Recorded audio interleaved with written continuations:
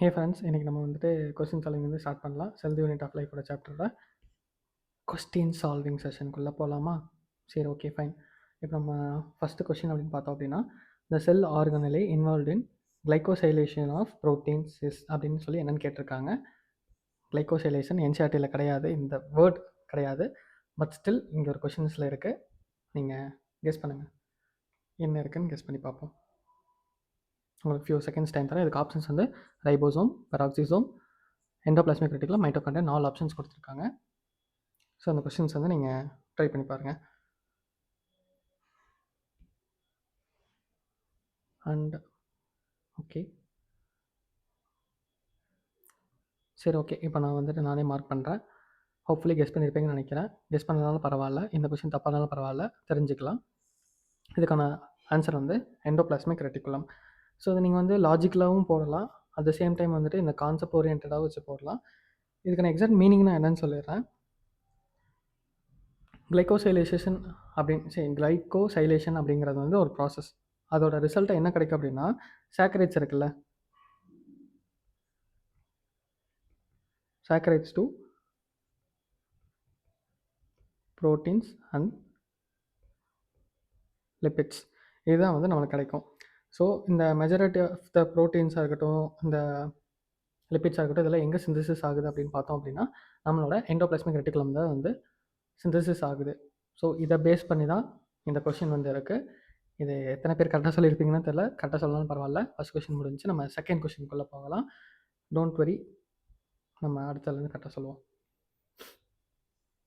Second question, the outer layer of the vacuole is called அப்படின்னு சொல்லிட்டு cell wall, plasma layer, leucoplast, tonoplast அப்படின்னு சொல்லிட்டு 4 option வந்து இருக்குது.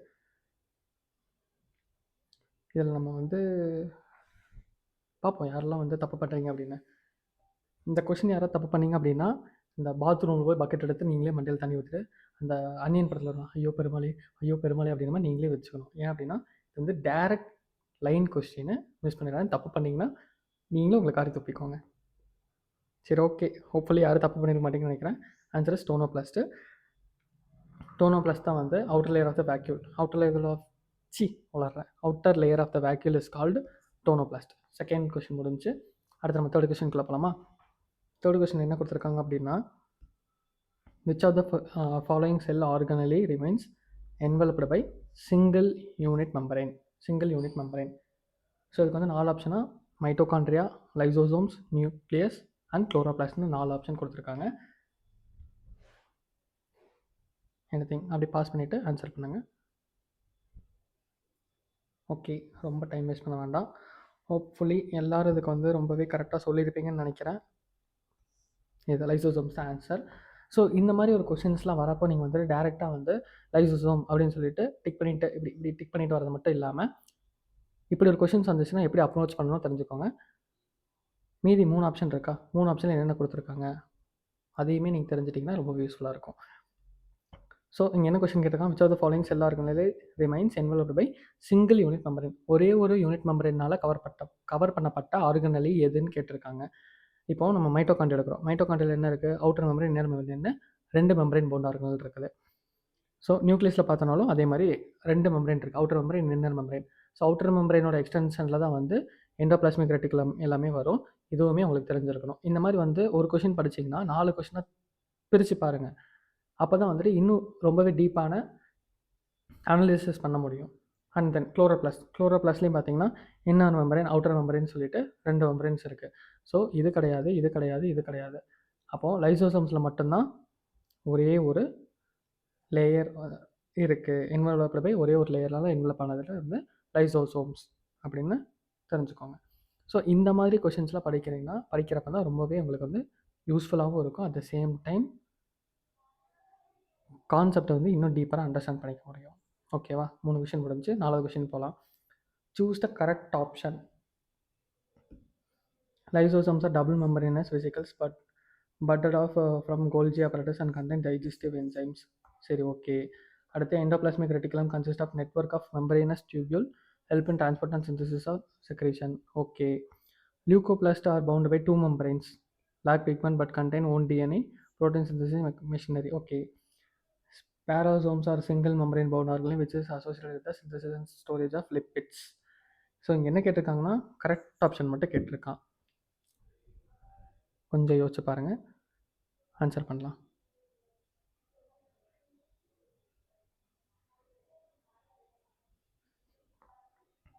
இங்கே நம்ம பார்த்துருக்கோம் சிங்கிள் மெம்பரேன் பவுண்ட் ஆர்கனிலே வந்து synthesis and storage of lipids கிடையாது, அது வந்து பண்ணாது. லைசோசோம்ஸ் இட்ஸ் அண்ட் லைசோசோம்னா என்னது? Suicidal bags. Lysosomes vacuoles.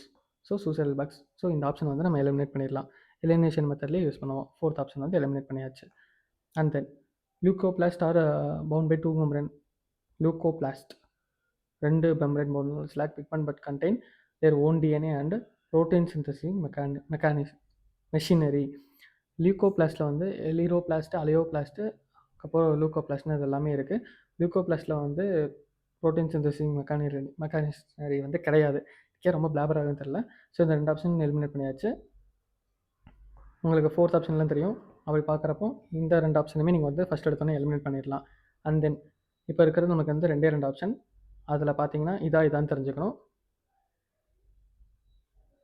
So endoplasmic reticulum consist of network of membranous tubule helps in transport synthesis and secretion. இந்த option வந்து நமக்கு வந்து தெரியும். It's and correct one.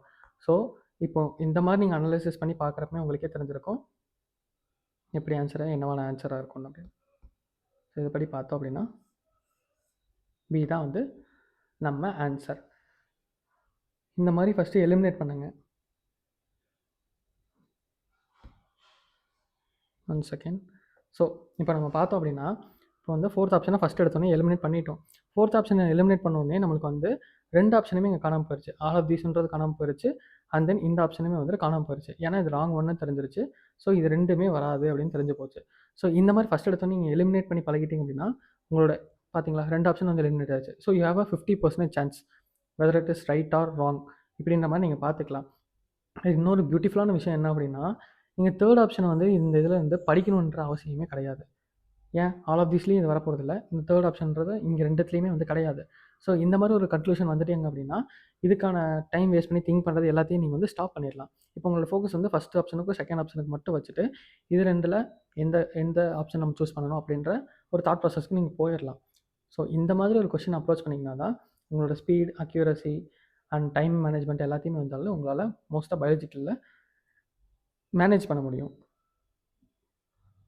First இப்போ 4 கொஷின் பார்த்தாச்சு. இப்போ வந்து 5th கொஷின் பார்க்கலாம்.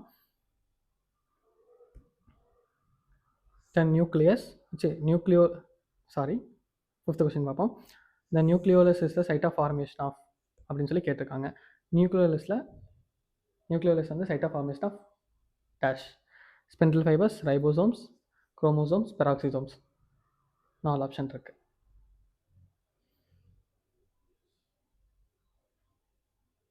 சரி, ஓகே.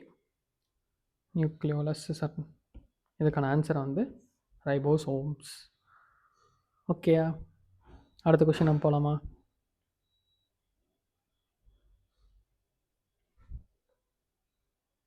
நியூக்ளியோலஸை வந்து ரைபோசோமல் சிந்தசிஸ்ன்னு சொல்லலாம். இல்லை வந்து இதுக்கான பேர் வந்து ஆர்என்ஏ ஃபேக்டரி அப்படின்னு கூட சொல்லலாம்.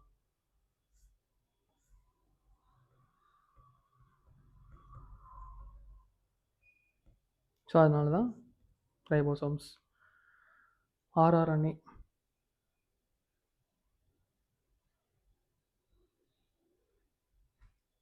ஓகேவா? 5th கொஸ்டின் முடிஞ்சா? ஸோ தெரிஞ்சுக்கோங்க, நியூக்ளியோலஸ் வந்துட்டு just a part of synthesizing of rRNA, synthesis of protein.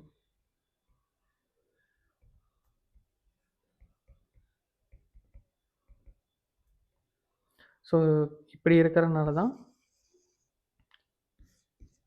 இதை வந்து நம்ம என்னன்னு சொல்கிறோம் அப்படின்னா ஆர்என்ஏ ஃபேக்ட்ரி அப்படின்னு சொல்கிறோம். ஸோ அந்த 5 கொஷின் உங்களுக்கு நல்லா கிளியராக புரிஞ்சிருக்கும்னு நினைக்கிறேன். நம்ம 6வது கொஷினுக்குள்ளே போகலாமா?